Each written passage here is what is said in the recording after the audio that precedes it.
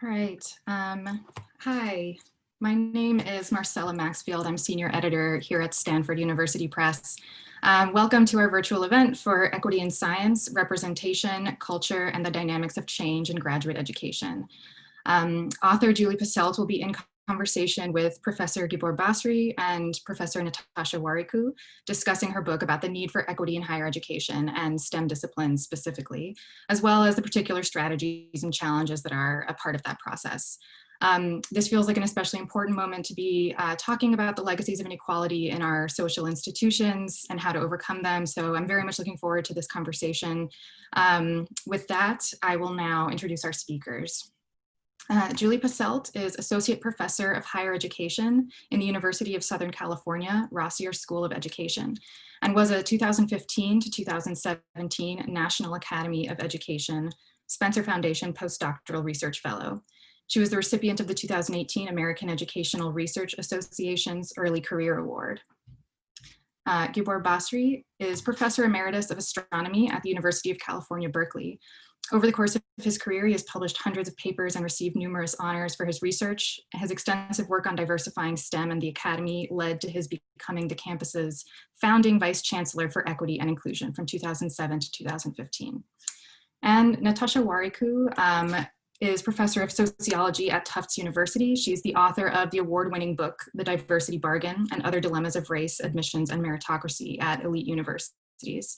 In 2017, she received a Guggenheim Fellowship to study racial change in suburban America, which will culminate in her next book. Natasha is joining us from some teaching. She's on her way and will hopefully be joining us as soon as she can. Before diving in, I'll provide a quick breakdown of today's event. The event is scheduled to go for about an hour. Julie will begin the conversation with a presentation about central themes of the book, and then Gabor and hopefully Natasha will each offer their commentary, followed by Julie's response and some continued conversation. We'll try to keep a few minutes at the end for any questions that come in from attendees. You'll see at the bottom of your screen a Q&A option. You can submit questions there throughout the event, and then we'll pass those to the speakers during the Q&A portion. As a quick reminder, this event is being recorded. Thank you all for joining us, and I'll now turn the conversation over to Julie. Thank you, Marcella. Hello, everybody. It is really an honor to be able to speak with you all today, and especially so to be able to do it across time zones. I want to thank Stanford University Press for believing in this project from the very beginning, and especially Marcella for shepherding it through the editorial process, and Stephanie for organizing today's event. I'm not going to lie, it was not last stages of the project during the pandemic, and in fact, my first time to a place other than the grocery store or the pharmacy during Los Angeles's shelter in place was to FedEx the page proofs. So thankfully, FedEx is essential services, even if the surrounding streets were kind of a ghost town. I also want to express publicly my thanks to the graduate student research assistants, the postdocs, the project coordinators, and my budget managers at the University of Michigan and USC, where I conducted this research, as well as my co-PIs on the project whose work became the foundation for this book. I know some of you are here, and I so appreciate our collaborations. I'm also excited that my mom and dad can be here today. Hi, Mom and Dad. And I want to thank you for cultivating my love for science and curiosity in general from an early age.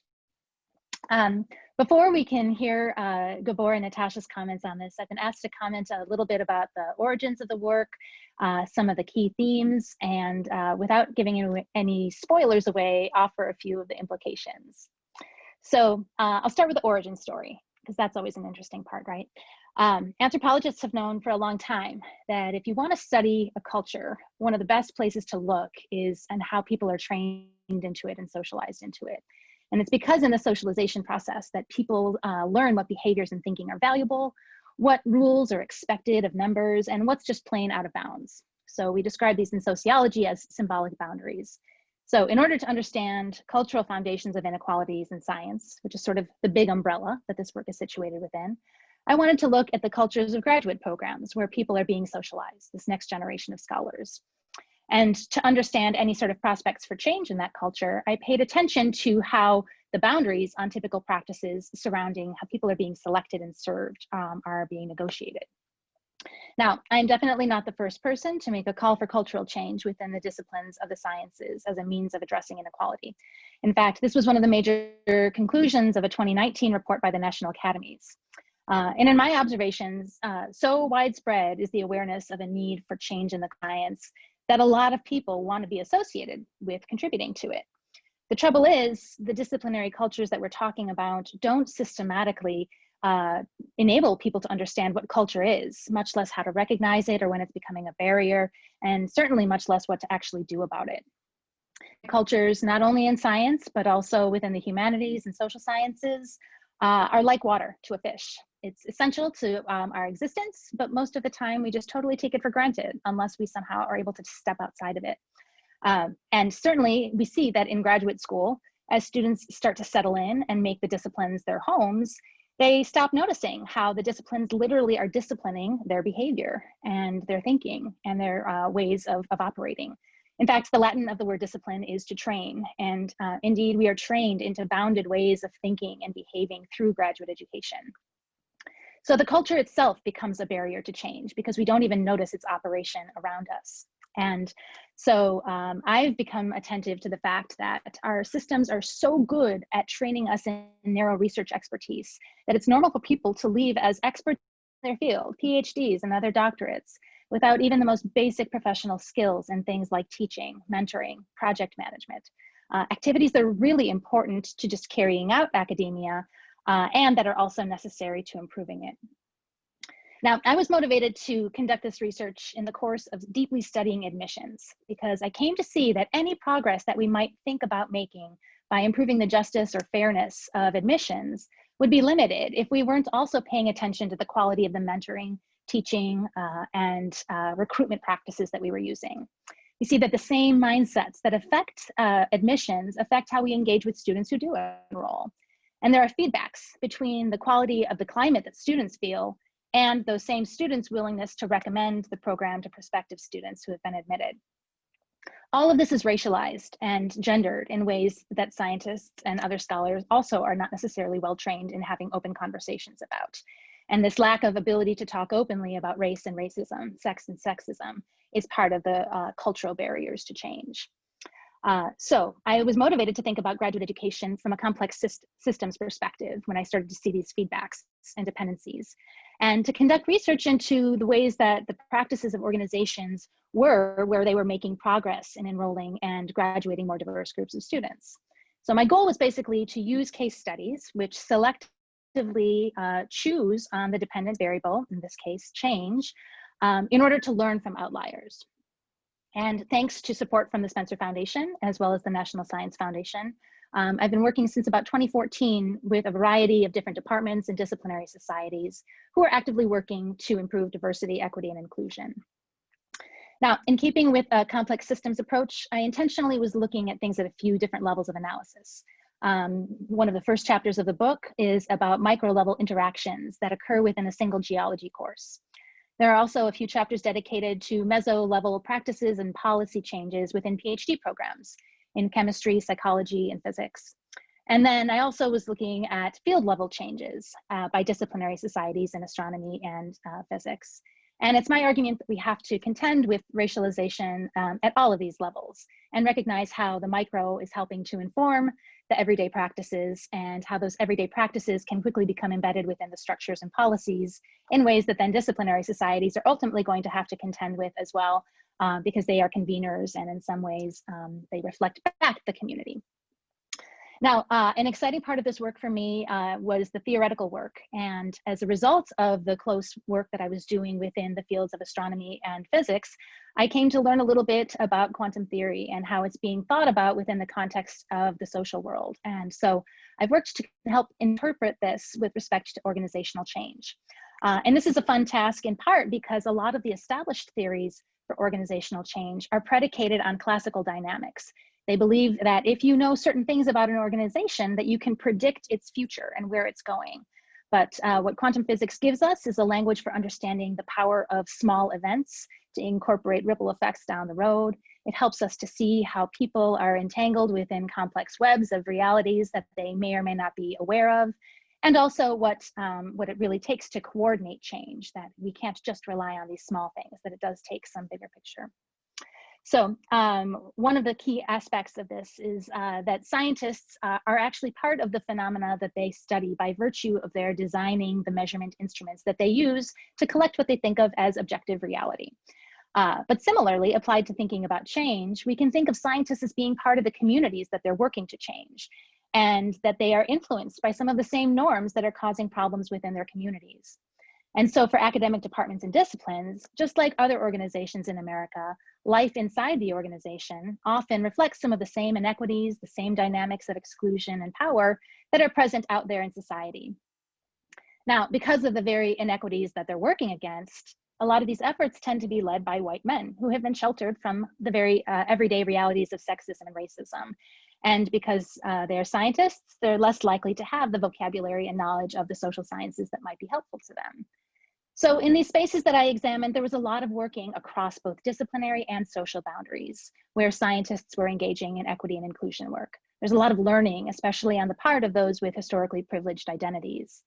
Now, boundary work is an established area of theory within sociology, and my work is adding the idea of cultural translation across boundaries to a list of boundary change mechanisms that Charles Tilly identified. I think of cultural translation in terms of decoding, valuing, and applying knowledge that is different than that to which a group has been socialized on one side of their boundary. And I saw this process happening in every single one of the organizations that I studied. It's a major process of learning. Another important discovery along the way, even though that I had really set out to study what brings about change, is that all of the organizations were, in one way or another, and not unlike all of us, including myself, really works in progress. They had made some sort of substantive change, but there is no utopia. We are always able to improve in this work. There's always areas that we haven't been able to attend to, and in some cases, populations that are totally not even on the map. For example, between 2014 and today, when I started, have been finished with the research, the attention to ableism within communities and the need to pay much more attention to inclusion of people with disabilities has become increasingly salient. And so while a lot of the equity and inclusion efforts started with good progress with respect to gender equity, and now are beginning to grapple more seriously with racial equity, many of the same departments that I have been looking at are really only beginning to have an open conversation about ability and disability, and how the culture of their fields potentially may be a barrier to that. So there are some specific implications for practice that the book identifies, and I'll just talk about a couple of them. A really fundamental one is the need for cultural retooling in scholars from all backgrounds in order to better recognize how social aspects of our work are intrinsic to good science. This is especially so in the 21st century as collaborations become increasingly commonplace. How we select and serve students are areas that require skill development. These are areas where there is plenty of evidence about what constitutes effective practice. But along the way, learning those skills require negotiation of some of the values that have underlied our communities.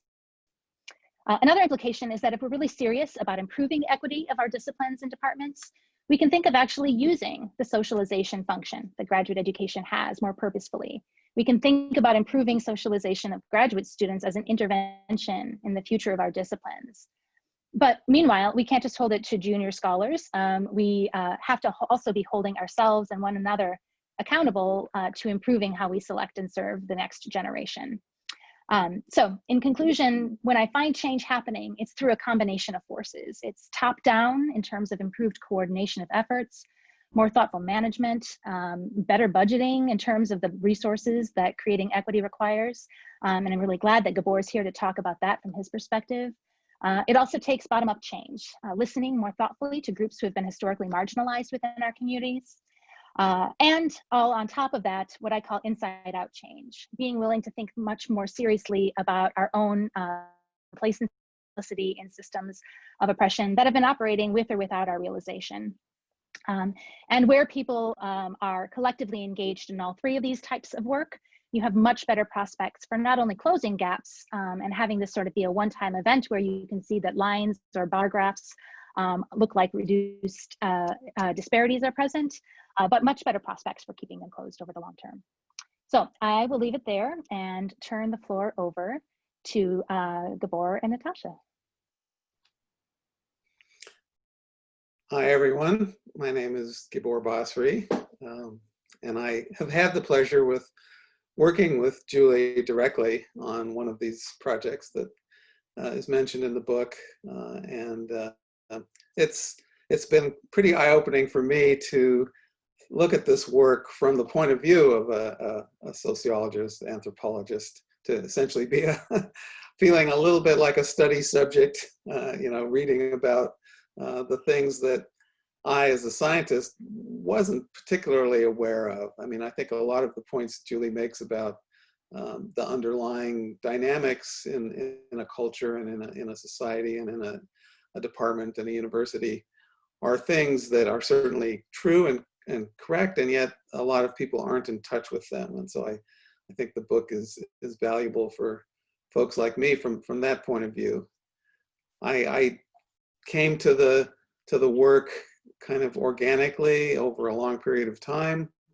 I grew up in a small town in Colorado where I was essentially the only Black person around, and we were also Jewish in a Christian environment, and so I never felt like an insider, and had to learn how to deal with that my whole career.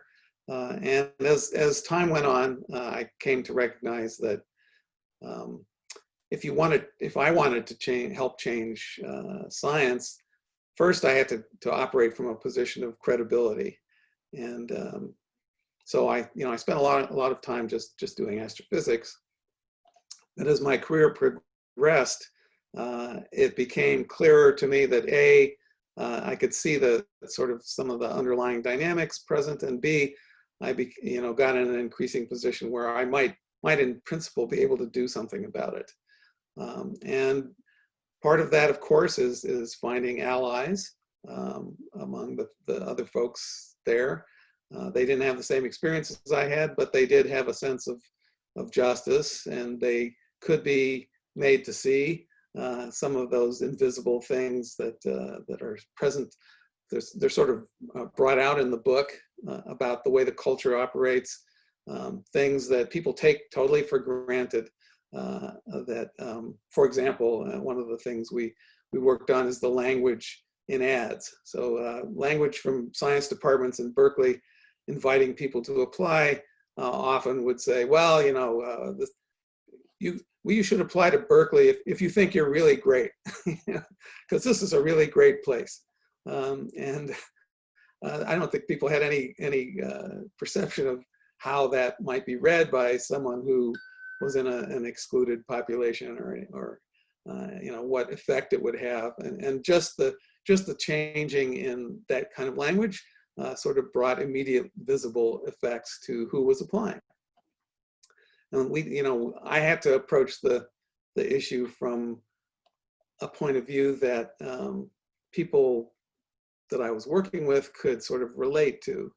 And so instead of talking about racial justice or the injustices that are this is systemic, I would talk, and we would talk about tapping the full talent pool, not excluding potential geniuses from populations that were not participating, and taking a point of view that fit with the culture, basically. If we're all about talent and excellence, then let's put things in those words. Most of what I did over time, I wasn't terribly conscious of. I think the book for me is useful in the sense that it makes those things salient and visible. And I can recognize that, oh yeah, I may have been thinking that subconsciously or operating in that way, but I didn't really realize it. And something Julie said in her introduction that was very true and is very true is we academics really don't train ourselves for the job. And this is actually a point that I've made about faculty diversity and the way merit is assessed. I said, faculty members don't just write papers. they teach, they serve students, they do service. They, you know, as a state university and land grant, we try to serve society. Do we, you know, look at that at all? Do we help folks, you know, do their best in those areas? And probably, you know, the most stark example of that was my eventual ending up as the founding vice chancellor for equity and inclusion at Berkeley. I had absolutely no training for that job whatsoever. In fact, nobody even knew what the job was really. But I had very little management skill. It happened that it, you know, it worked for me. I turned out to be a little intuitive about that. But, you know, there was very little attempt, and still is very little attempt, to train folks who want to be deans or in management or change agents to do that work. And so I think that's another very important point in the book, is what kind of work actually needs to happen there, and what do you need to know about that kind of work to do it effectively. I could go on and on about this. I mean, I think it's particularly sort of live right now at this time in our country. And I'm so glad that this book has come out to help people who want to work on this do a better job and a more sort of conscious and informed job of the work. So I'll stop there and pass it over to Natasha. Great, thank you. And thank you to Julie and the folks at Stanford Press for inviting me to do this and kind of give me the opportunity to really sit with this book. Let me just say that I really enjoyed reading this book. It's an ambitious book. It kind of moves from, you know, organizational theory to quantum theory to sociological theories to practice. And it's a very pragmatic and practical book as well. So I really kind of appreciate it as someone who, you know, thinks very deeply about, you know, have moved, as someone who's moved between the field of sociology and education myself, I really appreciate that sort of integration. So I enjoyed reading this book. And let me just say, this is a really great book for anyone interested in increasing equity in graduate STEM education. What I really like about it is that on the one hand, there's no, if you do this, this, and this, you're done. Or here, we just have to fix admissions, or we just need to increase faculty diversity. There's a much more kind of holistic approach. And the case studies are so rich. And I, you know, just an example, I have a friend who's a physicist, a woman, and I, you know, highly recommend, I told her after this panel, I'm going to pass her the book, because it's very, the case studies are so informative in and of themselves. And then, you know, it sort of culminates in this sort of what's next. You know, Julie kind of goes from recruitment to admissions to mentoring and support to creating the conditions conducive to equity. And I'll just say that I loved this, you know, there's a lot of complexity and a sort of holistic approach. And then there's this really nice page on page 147. And I imagined, you know, if I don't think I would, you know, if I were ever a department chair in my next life in a STEM field, I might kind of cut that out and put that on my wall, because I think it really sort of highlights the sort of different levels of addressing equity. And I think the book, you know, as Julie mentioned, does a really nice job of integrating all of and showing us how, you know, a sort of just looking on one level is never going to be fully successful, and how we need to think of this as a comprehensive approach. The examples are incredibly rich.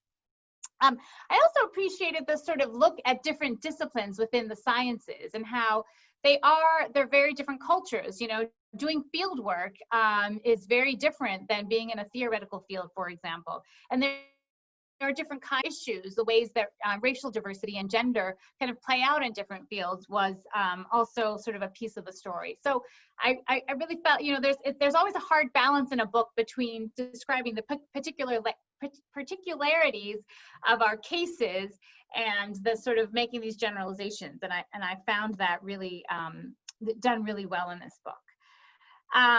So there's a lot to dig into in this book. And I thought I would just pose two questions that I, you know, perhaps selfishly would love to hear Julie's thoughts on. My first question was related to the extent to which these kind of things that different departments were doing, or perhaps that you're suggesting others do, what is the evidence that they have some kind of outcome? And I think of kind of two broadly different outcomes. One is increasing diversity, whether it's gender or racial diversity. Those are the two things that you talk about in the book. But also for making better science. And is there evidence that that science gets sort of expanded and renewed through this? And there's a lot of kind of that research in organizational behavior that talks about how diverse teams make for better decision making, make for more creativity. And let me just as an aside, I realize that this may not be the point. Like, I think access, that we have to sort of center equity and access. To me, that comes first, because that's a justice issue, an inclusion issue. And, in my own work, I talk about how, we can't always be talking about, well, is this good for everybody? And that the way that is problematic, if we're sort of just trying to say that diversity is good because it, makes for better science. So let me just say that I get that I certainly wouldn't want that to be the only or even central focus of work on equity. But at the same time, I did leave the book wondering, well, what is the evidence? And, I think about that skeptical reader in the same way that people use kind of, well, racial diversity is good for everyone argument to convince the skeptical white person about affirmative action. And again, I've talked about how that's problematic in my own work, but I was sort of curious about how you sort of thought about that, or, what the evidence is. And my second question is a sort of selfish question. I really wanted to hear your thoughts on lessons learned for my two fields. I think we share these two fields, sociology and education.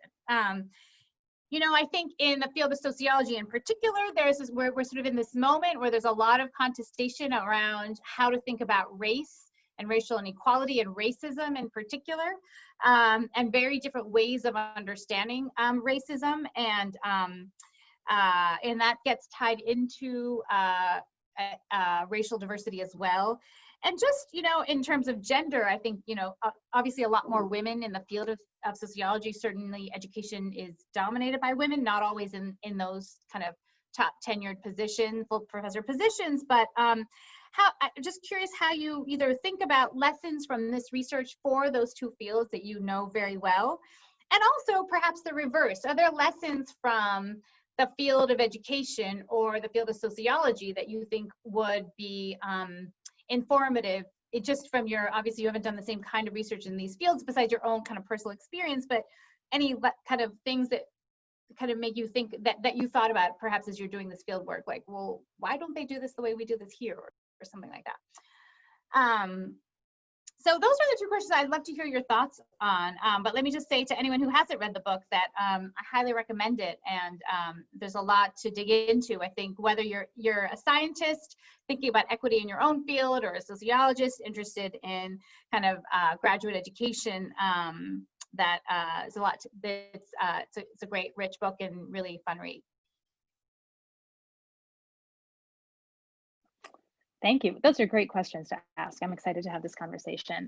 Thanks to Gabor for the thoughtful comments. And I'm going to start with one of the items that you raised, because I think it is really important for both the lessons learned within the science disciplines, but also within sociology and education too.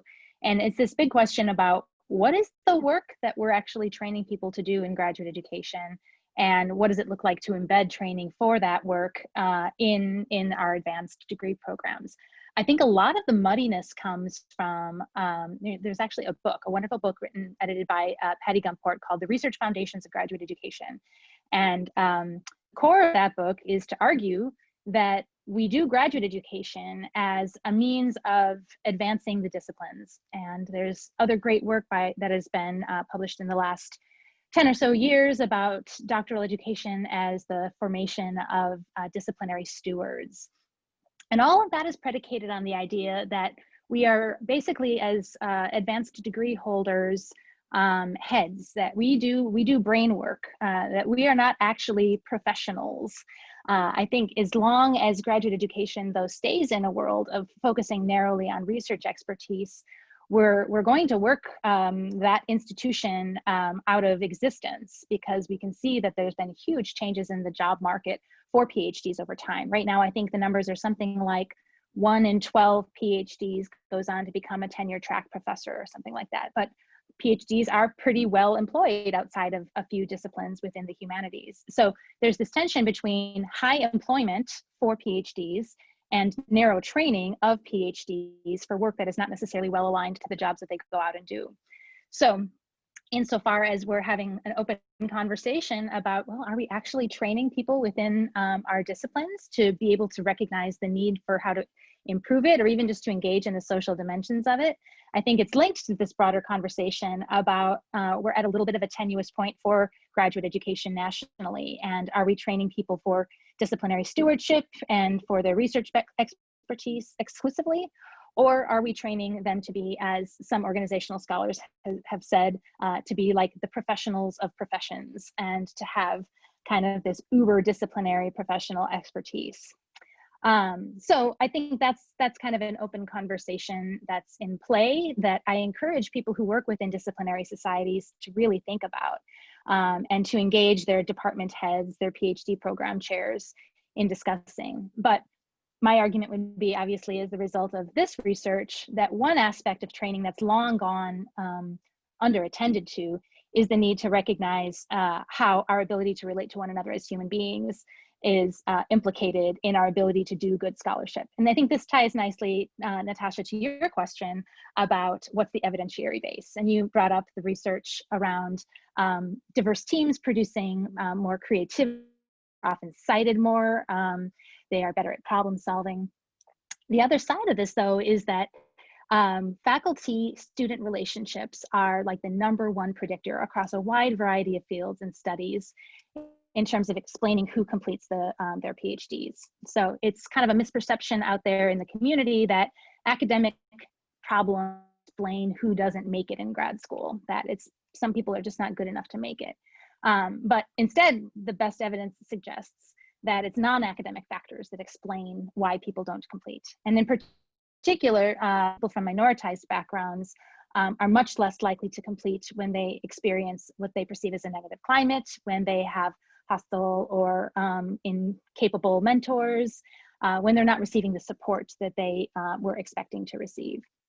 So there is a strong evidentiary base that the quality of mentoring makes a big difference, and that how we select and who we select has significant implications for the composition of who we select.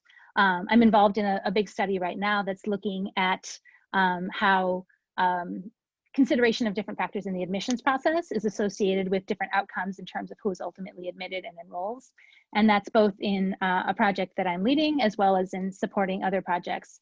So this is an area where there definitely is more work to be done about how to conduct admissions in such a way as will produce more of the population that we say we want to attract in graduate education.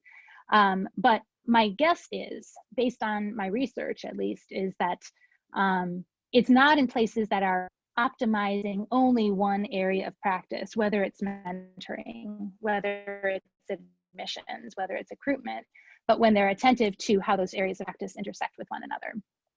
So I don't think it was an accident that every single one of the organizations that I studied, even though I wasn't selecting them on the basis of having gone through admissions reform, had undertaken admissions reform. And in the course of having those kinds of conversations, often faculty begin to pay more attention to the values around who is constructed as brilliant, what are our norms around rigor, what do we think of as support, and what the appropriate levels of support for students are. So this is one of those areas where our models of causal inference would lead us to think in many ways that if we just turn this lever, we can produce X outcome. But my feeling is, based on this research, is that where we're seeing significantly different outcomes, it's likely as a result of a combination of factors working simultaneously rather than just a single lever producing that outcome. So I'm probably biased in thinking that because I'm using case study, but there have been other studies as well. Kelly Rosinger recently published a really great paper that's looking at holistic review that basically found that changing test score policy on its own was not significantly associated with changes to the composition of who was admitted, but holistic review, when thought of more broadly, did have a relationship. And this is also found by Michael Bastido and his colleagues when looking at undergraduate admissions.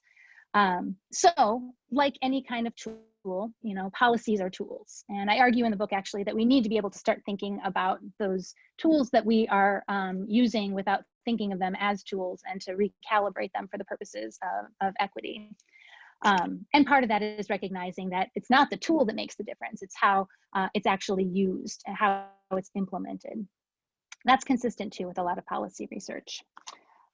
Okay, so I'll turn there and now talk about the lessons learned for sociology about engaging with race and racism. And it's funny that you asked that, because one of the questions that came back from the peer review process was, well, can you make some recommendations for academia as a whole? And I pushed back against that recommendation because I am always wary of overgeneralizing from the data that's been collected. And my understanding, based on my experience within education and being associated with sociology of education communities, is that, yeah, we do have a lot of the same inherent biases, some of the same racialization that occurs within how the disciplines construct what is valued knowledge and who is a valuable scholar. Those are definitely present, but I didn't have the stories to be able to make the claims that it was fully going to be present within those fields. But I can tell you, based on my experience, that yeah, absolutely, variation in faculty members' ability to have open, honest conversations about how racism is manifesting in their experience as a student will send a strong message to that student about how to navigate through a system that's not going to be unracist for a very long time, if ever.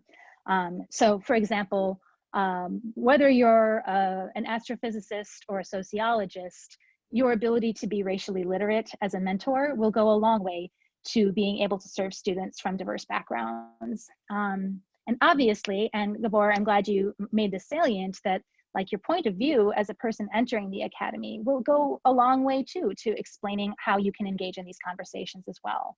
That for a white woman like myself, it's been 25 years of making this a real centerpiece of who I want to be as a professional that's enabled me to do what I do now.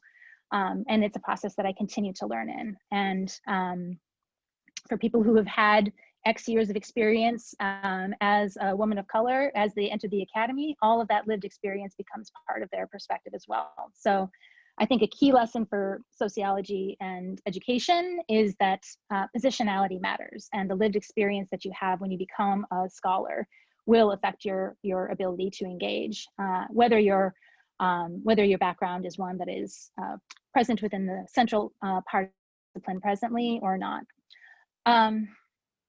The other direction is that I think one of the lessons for the STEM fields from education and sociology, I'll start with education, is the value of embedding learning as a value in the culture is a really powerful tool that I take for granted in education, and that I think a lot of my colleagues in education do.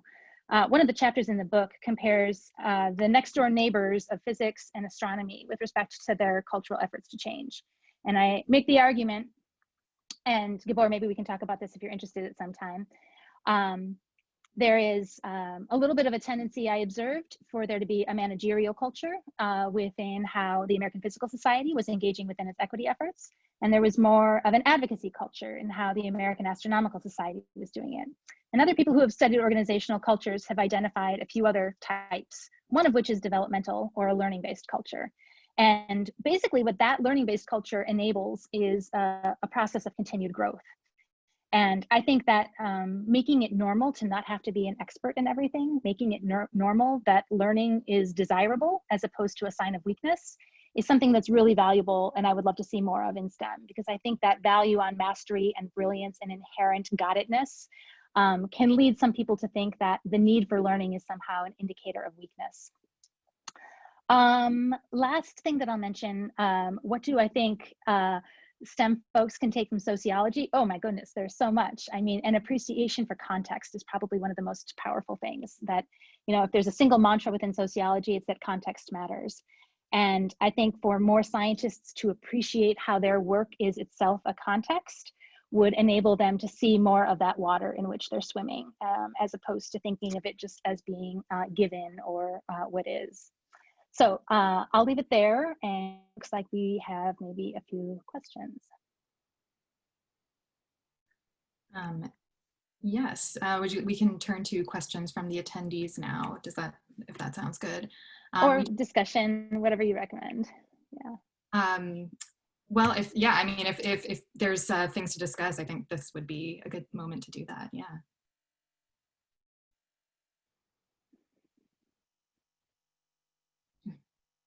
Or we can, I'm sorry, go ahead. No, I was just going to say it'd be great to hear from folks who are listening in. I Yeah. can't see any questions, so I'm not sure how this works. So. And I could make a lot of comments to what Julie said, but I also think that the folks who've tuned in should have the floor if they have questions. Sure, and we can, the conversation can happen in between the questions as well. So I will just begin with the first question. So during your fieldwork and interviews, how did faculty and/or graduate students or admin, if they are part of the sample, think of themselves as workers? Did that come up at all, or did the disciplinary steward focus overtake most of the interviewees' comments? Mm-hmm. No, it's funny. The disciplinary stewards idea is really beautiful, but I don't think it's central to how a lot of graduate students experience their life as graduate students. In the class and in the departments that I study deeply, graduate students, yes, 100% felt like workers. They were workers for their futures, like really aware that everything that they do may or may not be contributing to that odds of getting a faculty job at the end of the road or a job at all. They were workers for their supervisors, in many cases, simultaneously teaching and conducting research in the hopes again that they would develop the right kind of record to get the right kind of job. And for a long time, graduate students have been simultaneously positioned as students and employees. And we've seen in the last year how this tension creates a lot of friction when students as workers do not feel like their rights are being respected. So I think a big part of what this means when we intersect it with the questions around departments striving to become more equitable is that the same students who are being recruited in part because they're going to help build the diversity are implicitly expected to serve as ambassadors for the department's diversity, and that this is an added layer of labor that they're engaging in without recognition or compensation, but a full degree of expectation that they will do it. So this is one of the forms of additional labor that I think graduate students of color, and especially women of color, experience. And there definitely aren't easy answers as to what to do about it, but I do think the first step is to acknowledge that this is labor, that this is work, and to the extent that there is an expectation of participation in either providing support for other graduate students of color because the faculty of color aren't there to do it, or to participate in recruitment or outreach of students who are considering it, to recognize that it's just time that's being put in over and above the expectation of their research assistantships, teaching assistantships, and their own work. Thank you. Let me just say that beyond that, one has seen even that you are both expected to do that work and punished for it, essentially, because you haven't spent as much time on the other things. And when people come to evaluate your progress or whatever, they're like, oh, you didn't do as much, you didn't write as many papers as this other person, with no acknowledgement of why that was, and the fact that they would have been unhappy if you hadn't done the work on diversity that they were hoping you would do. So it's, it cuts wrongly both ways. So the way to fix that is to A, not punish people for doing the work, and B, reward them, and certainly acknowledge that work is important and you want it to be done, but then you need to award it properly.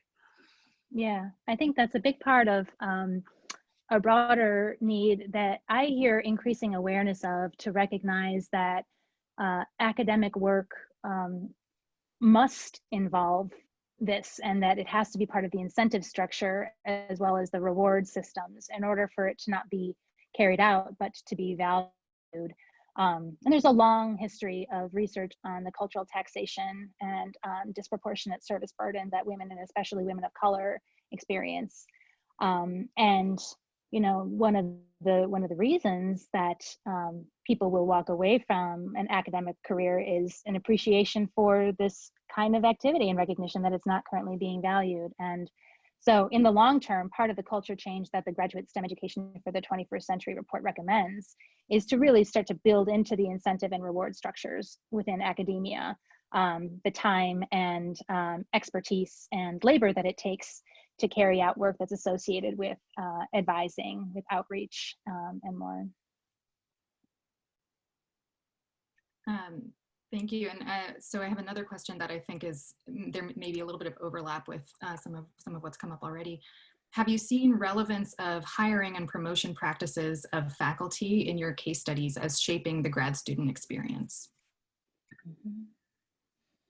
Yeah, the chapter that's about impression management and organizational learning definitely speaks to this. And largely through a case study of a chemistry department that had fallen rapidly within its rankings within like just a few years, when several of its women faculty did not get promoted to associate professor. And they had to take a hard look at what was causing this very clear gendered pattern.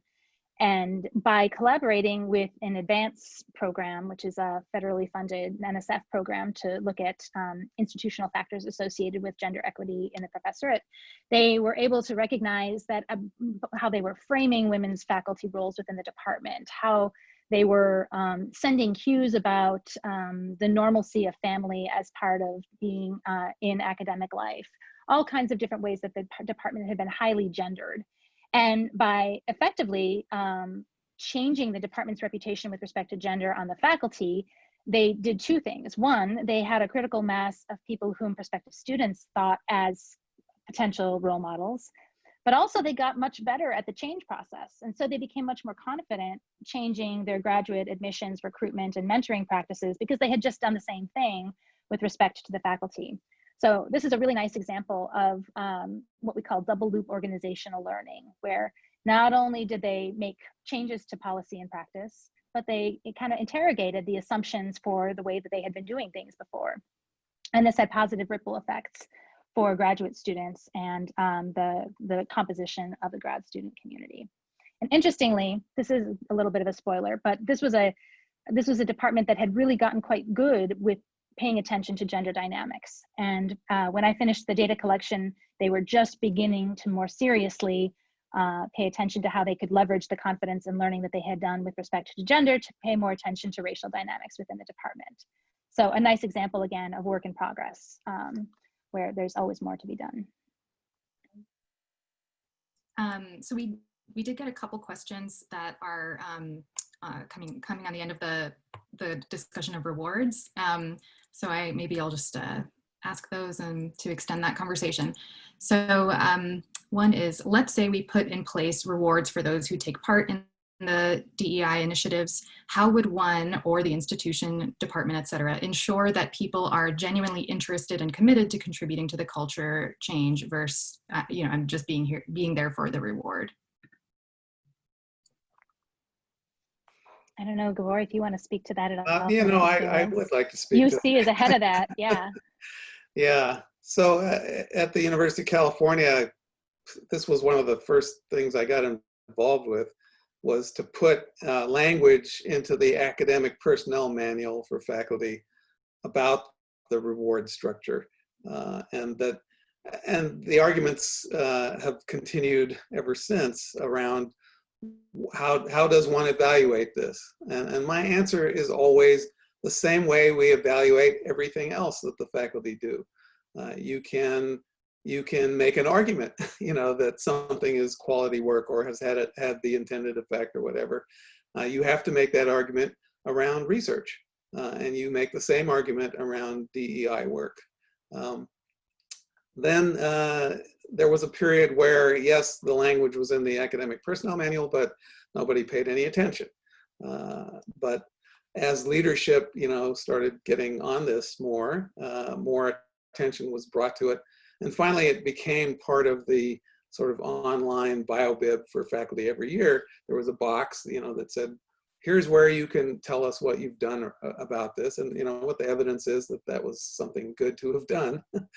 And that kind of woke up all kinds of folks when they saw the box, and it was like, oh, gee, am I supposed to put something here? And then, what the question may be asking in part is, did they just do something, superficial to be able to put something in there? Well, yeah, of course, some people did, but some people didn't. And the evaluating bodies had to get better at, looking at those entries in the box and deciding, is this work that we actually want to reward or we don't? And so the conversation has gone on, I would say at this point, long enough that it's reasonably well evaluated often. And that the work that's being done out there, and not just by folks of color, but because it's slowly getting normed into the culture, that you should think about doing something like this, and you should try to find something that's useful when you do it. And so I see that happening slowly. The whole thing about culture change, which the book is very clear on and talks a lot about, it is very difficult to evaluate. And while I was vice chancellor, I asked myself, am I creating any culture change here? And I could never see it, on a short time scale. But then when I asked at the end of my tenure, eight years, and I asked myself, what did we look like when I came in and what do we look like now? Then you could see it. Mm-hmm. And so the reward thing, I think, works like that. Over time, people get used to doing the right kind of work and also evaluating it the right way, and then it gets built into the culture eventually. I like what you mentioned, that it's not just about like implementing something new, but it's also tweaking, retooling, refining along the way. I think sometimes there's a desire to say, well, if we just do the things on page 147, we will have changed the culture, as opposed to recognizing that with all of those, it's kind of a living, breathing organization. And so any one of those will need to be consistently reevaluated and improved for it to take hold as something organizationally that is deep as opposed to superficial. Yeah, I was just going to add that I also, in a way, worry less about people who are sort of doing it to check the box, because I do think that, those kinds of boxes have symbolic value, right? That that it sort of says, we care about this, we are going to reward it, and this matters, right? And so, I think it's not the only thing, but it is sort of one piece of culture change. And I think we can also think about cultural changes happening not by, suddenly everybody changing from here to here, but some people sort of move and then they pull along these people and they pull along and then eventually everybody is sort of slowly moving. But I think those kinds of kind of indications, and I really like, Julie, how you talk about in the book, as it's both top down and bottom up, right? That it goes that, that sort of top down can also sort of lead to sort of bottom up, that things kind of bubble up as well. So I don't know, I would worry less about, what people's intentions are, that then, maybe that's like the sort of sociologist of culture in me. I worry less about what the intention is and what are people actually doing, and what are we actually seeing. Right. I think what you say also highlights that we tend to kind of obsess in leading organizations about how are the members going to think and behave within it, and not necessarily recognize how organizations are often situated within a field of other organizations like it. And just like you're saying, Natasha, for a powerful organization like the University of California to decide that this is going to be part of our reward structure sends a strong message to other leading public research universities that this is something you should consider if you have not already. And so simply the act of requiring it is a substantive change that helps permeate things at a field level, not only internally. All right, thank you for that. We have a few minutes left, and I think maybe time for one more question. So this one is, in thinking about socialization, do you also think about re-socialization for faculty? I do. It's really hard work. It's part of the reason that I think that we need simultaneously to have resources to embed these issues in students' thinking while they're still students, but also opportunities for faculty to take a step back. And some of my favorite and most tiring work that I do is engaging faculty in conversations about the practices that they take for granted. And using what we know to enable learning, such as reflection and discussion, to get people thinking and talking about their own everyday practice. I do this especially with respect to admissions, and have seen that it can be pretty powerful because it puts culture on, it puts values and priorities on the table in ways that we don't often talk about in academics. And to have that open conversation about what we value and why and how our practices demonstrate it is, I think, one step toward resocialization. There's actually a bit of a debate about ever really unlearn something, and if not, is it better to relearn from the beginning? Sorry, I just got the dreaded "your connection is unstable" message. Does it seem okay? Yes. Let me just Okay, add that yeah. when we talk about when we talked about in equity and inclusion, pushing out information or the dirty word we never used was training for faculty. You know, the idea that faculty were going to come and get trained on anything was very antithetical to the institutional culture. Even though, as we said earlier, you know, we're not trained for all these things we're supposed to be able to do. But the idea that you would be trained about that was also sort of not a culturally acceptable thing to do. So we would offer, you know, seminars or colloquia, informational stuff, you know, that you could come to if you were, you know, curious or a learner. You know, if you valued learning, you might want to come to this. So yeah, it's a funny issue with, especially with faculty, because on the one hand they are all you know, lifelong learners, and on the other hand there was clear resistance to the idea that you were going to get trained in these things. Yeah, I don't ever really see myself using the language of I'm here to re-socialize you. You Right. know, I think that's not anything that I would even really want to do personally. Although I think that the norms that people hold can be problematic if they're not coming to them from a place of either choosing a group with an accountability structure that has place, or deciding for themselves that they're doing it voluntarily. Certainly you don't need resocialization that doesn't include accountability or that doesn't include voluntary action.